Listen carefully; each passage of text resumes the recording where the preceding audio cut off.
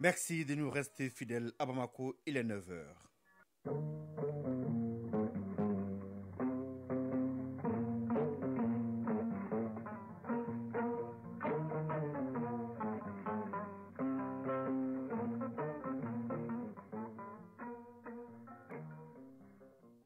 Le journal Mohamed Diarra. Temps ensoleillé sur Bamako et ses environs, le thermomètre affiche en ce moment 29 degrés pour une maximale atteignée de 40. Nous sommes le samedi 25 mars, troisième jour du mois de Ramadan. Mesdames, Messieurs, bonjour et bienvenue dans cette édition dont voici les titres. La courtoisie dans la circulation, c'est à cela que les autorités invitent les usagers de la route, un geste qui permet de réduire le taux des accidents de la circulation. Le Mali a célébré hier la 12e édition de la Journée nationale de la courtoisie. Fin à Bamako d'un séminaire international de haut niveau sur les questions de l'extrémisme violent. Il s'agit de lutter contre l'enrôlement des jeunes dans le terrorisme. La vice-présidente américaine Kamala Harris entame ce dimanche une tournée dans 3 pays en Afrique afin de promouvoir la vision positive portée par Washington. Troisième journée des éliminatoires de la CAN Côte d'Ivoire 2023, le Mali s'impose 2-0 face à la Gambie. Le résumé de l'actualité sportive en fin de journal avec Famour Djourti. Mesdames, Messieurs, installez-vous confortablement tout de suite, les détails. Céder le passage dans la circulation, un geste pas fréquent mais très important dans la lutte contre les accidents de la circulation.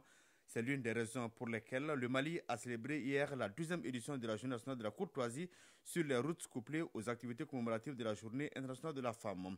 Le thème choisi est « Femmes actrices incontournables dans la lutte contre l'insécurité routière ».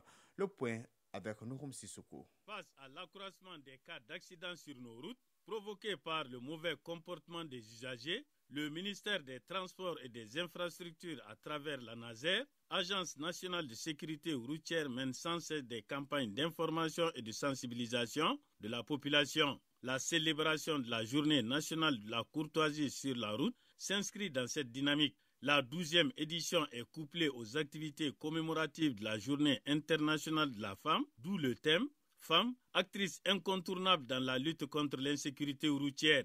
Wadidje Founé Koulibaly, ministre de la promotion de la femme, de l'enfant et de la famille. Au regard du nombre d'accidents avec de pertes de vie humaines, 5% de femmes et de blessés graves, 25% de femmes, les femmes à travers mon département s'engagent à mener une lutte implacable contre ce mal du siècle. Le gouvernement, faut-il le souligner, a engagé une vaste campagne de promotion du port du casque pour contribuer à la réduction du taux de mortalité lié aux accidents de la route. L'implication des femmes dans la sensibilisation pour promouvoir la sécurité routière s'explique par leur rôle prépondérant dans l'éducation des enfants. Dambélé Madina Sissoko, ministre des Transports et des Infrastructures. 200 femmes du département des Transports et des Infrastructures, des cellules de la promotion de la femme, de l'enfant et de la famille et des porteurs d'uniformes auront droit à une conférence débat sur la sécurité routière. Car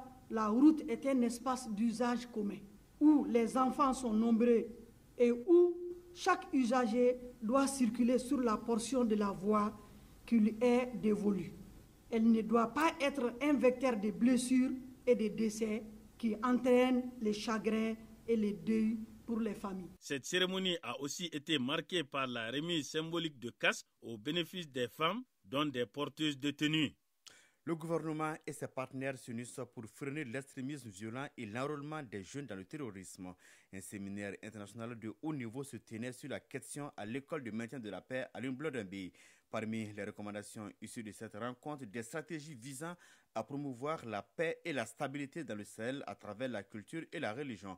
On fait le point avec Abdelkarim Kaba. Mettre la culture au centre de la résolution des conflits, renforcer le dialogue interculturel et interreligieux dans le strict respect des principes généraux de justice et de l'état de droit, prendre en compte la diversité des États sahéliens et adapter la recherche des solutions selon les États, telles sont autant de recommandations formulées au sortir du séminaire de haut niveau sur le dialogue interculturel et interreligieux. Dr Mohamedou Koné, ministre des Affaires religieuses, du culte et des coutumes. En outre, il a permis de mettre en exergue les mécanismes coutumiers et alternatifs comme un outil de prévention et de résolution des conflits. Il y a certes eu des blessures qui ont entamé le tissu social, mais il faut aussi admettre que le pardon demeure une valeur cardinale de notre société. Dr Dietrich Paul, ambassadeur d'Allemagne au Mali. J'étais curieux d'apprendre les résultats des réflexions des derniers 3 jours. Premièrement, parce que l'interculturalité et les dialogues interreligieux sont impératifs pour trouver une solution de paix durable au Mali. Deuxièmement, parce que je pense que nous avons aussi à apprendre des idées maliennes là-dessus et inversement. Colonel Suleiman Sangaré, directeur de l'école de maintien de la paix à l'UNBLNDB de Bamako. Défaut de nous conduire vers un syncrétisme, toutes ces références qui nous parlent directement ou à travers nos frères et nos sœurs nous invitent à renforcer le langage de l'amour, de la tolérance et de la paix. Nos cultures et cultes, surtout parce qu'ils sont différents, sont des vecteurs de consolidation des liens de notre humanité. Par conséquent, nous devons puiser dans les tréfonds de ce qui nous identifie individuellement et collectivement pour renforcer ce vivre ensemble. Signalons que depuis février 2021, l'école de maintien de la paix à l'UNBLNDB de Bamako a organisé plus de 5 sessions en rapport avec la paix et la stabilité au Sahel en général et au Mali en particulier. Et ils viennent de franchir un palier supplémentaire dans leur vie militaire. Au 26e régiment du génie militaire de Bafo, 374 militaires ont reçu leur certificat d'aptitude technique CAT et CA2.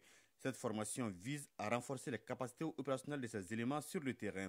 On fait le point avec Foussine Samaké sur les images signées de la DIRPA. Durant 3 mois, ces 374 stagiaires de certificat d'aptitude technique CAT1 et CAT2 ont renforcé leur aptitude physique et technique sur la détection, la neutralisation, la destruction des explosifs, entre autres. Ces détenteurs de CAT1 et CAT2 du génie ouvrier sont désormais aptes à commander et diriger une équipe ou un groupe. Commandant Gaoussousso, commandant du 26e VTG de Bafo. Tout au long de cette formation, ils ont appris en plus des matières militaires, rentrant dans le cadre de la préparation opérationnelle, les matières techniques qui sont le cœur même du métier du sapeur, à savoir la neutralisation et la destruction des explosifs NEDES, les bâtiments, les travaux publics, les engins de terrassement. Et au commandant de l'école du génie, d'inviter ces hommes à plus de persévérance pour faire face aux défis sécuritaires. Lieutenant-colonel Fali Keita, commandant de l'école du génie. L'objectif de cette formation était d'apprendre aux élèves le rôle et les missions du chef d'équipe et du chef de groupe. Ainsi, ces militaires qui viennent de recevoir leur parchemin ont été formés sur une dizaine de modules d'instruction, à savoir le combat pratique, le combat du génie, la topo, les mines et pièges explosifs, les engins improvisés, l'organisation du terrain et camouflage, génie service, les engins lourds du génie, le ravitaillement en eau. Cette formation organisée par la direction du génie militaire se situe dans le cadre des objectifs de la loi d'orientation et de programmation militaire LOPM des FAMA. Ségou, Foussini Samake, Bakari Traoré pour l'ORTM. De la pluie sous une température qui avoisine les 42 degrés. Et pourtant, cela a bel et bien des explications. C'est pourquoi nous avons approché les prévisionnistes. Après la pluie qui s'est abattue hier sur Bamako et dans la plupart des capitales régionales, une précision détaille. Les prévisionnistes annoncent encore d'autres précipitations la semaine prochaine. Donc, nous aurons au cours des prochains jours une alternance de chaleur et de fraîcheur qui peut affecter la santé. Écoutons à ce sujet la directrice des infrastructures et prévisions météorologiques, Diabaté Fatimata Sango, est au micro de Bemba Sibi.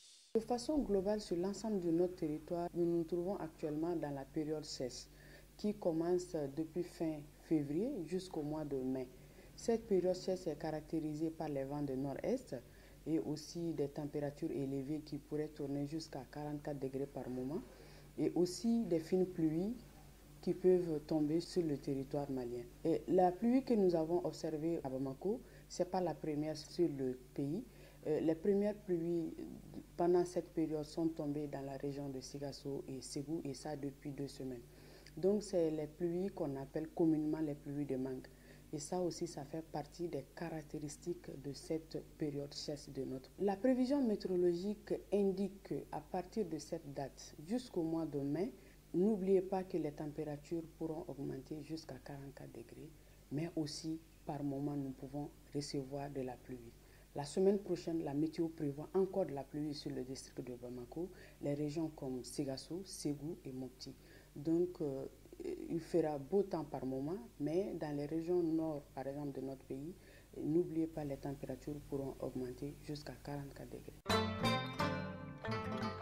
9h09, le représentant spécial de l'ONU pour la Libye, le Sénégalais Abdoulaye Bathily, a présenté hier au Conseil de sécurité de l'ONU une nouvelle initiative pour tenter de sortir de l'impasse dans ce pays. Elle prévoit notamment des élections présidentielles et législatives d'ici à la fin de l'année. M. Bathily a déclaré que la plupart des acteurs politiques libyens sont décidés à aller aux élections. D'ailleurs, une majorité de Libyens se sont inscrits sur les listes électorales. Il appelle à la responsabilité politique, morale et légale concernant des accusations d'ingérence de la part du Haut Conseil d'État et la Chambre des représentants. Au Rwanda, l'opposant pro-russe Sabajina sera bientôt libre. Le gouvernement rwandais a annoncé hier avoir communé sa peine de 25 ans pour terrorisme avec son co-accusé. Leurs peines de prison ont été modifiées par ordre présidentiel après examen de leur requête de clémence. La vice-présidente américaine Kamala Harris entame demain dimanche une tournée dans 3 pays en Afrique afin de promouvoir la vision positive portée par Washington. Il s'agit du Ghana, de la Tanzanie et de la Zambie. Ce déplacement de Kamala Harris est la dernière initiative en date prise pour renforcer les liens entre les États-Unis et le continent, en grande partie ignoré durant le mandat de l'ex-président républicain Donald Trump. 9h10.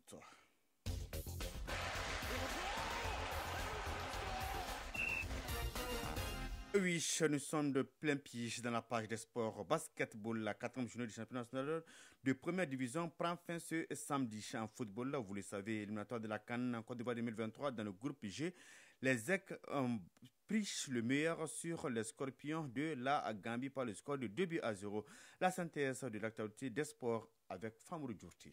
Imperturbable, le Mali a assuré devant son voisin ouest-africain, la Gambie, ce vendredi 24 mars dans le groupe G des qualifications de la CAN 2023. Les Aigles ont remporté la partie sur le score de 2-0. Isaac Tchenou nous résume la rencontre Mali-Gambie. Belle entame du Mali dans cette rencontre face à la Gambie. Les Aigles mettent le pressing et suite à une belle combinaison de la ligne offensive, reçu l'ouverture du score à la 4e minute de jeu par Kabori Doumbia. Les Maliens semblent bien lancés, mais ne parviendront pas à marquer notre but au cours de la dernière période malgré les 6 corners obtenus. Mi-temps 1-0 pour le Mali. Autour de la pause, les Aigles reviennent avec les mêmes dispositifs. Les Gambiens hochent le temps et mettent l'équipe malienne à une rude preuve. La véritable occasion gambienne arrive à la 64e minute de jeu et Ismaïla Diawara remporte son face-à-face avec son adversaire. Le Mali finit par marquer un deuxième but dans le temps additionnel et suite à une percée de Néné Gordelé, s'est fait accrocher par son face-à-face le gardien gambien. Penalty pour le Mali, un penalty transformé par Adama Traoré Malouda, 2-0 et un but marqué donc dans les toutes dernières instances du temps additionnel. Après le match, notre reporter Salif Diakité a recueilli des réactions. Tom Saint-Fit, sélectionneur de la Gambie. Mali a marqué le but après 3 minutes. On a dit ça contre les joueurs. Mali a marqué après 38 secondes contre Congo-Brazzaville. Après ça, on a un peu désorganisé le premier mi-temps. Mais le deuxième mi-temps, on a contrôlé le match. On a créé beaucoup d'occasions. Et je pense qu'on a les meilleures occasions, 2-3 occasions pour marquer ce but du 1-1. Et c'est vraiment dommage qu'on n'a pas marqué ce but parce que premier mi-temps, Mali a contrôlé. Mais deuxième mi-temps, je pense que nous sommes le meilleur. C'est le football. J'ai beaucoup de confiance pour le match retour. Mamadou Fofana, défenseur des Aigles du Mali. Je suis content pour la victoire. On avait à cœur de gagner devant nos supporters. Et c'est chose faite, on est vraiment content. On va regarder ce qui n'a pas marché et essayer de corriger ça mardi et de gagner encore. Falaï Sako, défenseur et vice-capitaine des Aigles du Mali. Non, le match de retour, on va le préparer comme on a toujours fait. On va le préparer comme les autres matchs. Et on va mettre les tactiques en place avec le coach et de pouvoir gagner aussi ces matchs. Avec 9 points sur 9 possibles, le Mali fait un grand pas vers la CAN Côte d'Ivoire 2023. Gambiens et Maliens se retrouvent dans 4 jours, mardi 28 mars, à Casablanca, au Maroc, pour le compte de la 4e journée des éliminatoires. Le Mali peut valider sa qualification et même la première place du groupe avec une victoire. En parlant de qualification, sans jouer, le Maroc est qualifié en phase de groupe de la CAN 2023 suite au match nul 2-2 entre l'Afrique du Sud et le Libéria. Leader du groupe K avec 6 points, Les Marocains ont désormais 5 points d'avance sur l'Afrique du Sud 1 point et le Libéria 1 point. Le Zimbabwe est disqualifié des éliminatoires. Avec cette bonne nouvelle d'être le premier pays qualifié après le pays hôte, la sélection marocaine peut préparer sereinement son match amical face au Brésil ce samedi 25 mars à 22h GMT. On change de discipline pour parler du basketball. La 4e journée du championnat national de première division s'achève ce samedi avec 5 matchs dont 2 à Caille. En ouverture ce vendredi,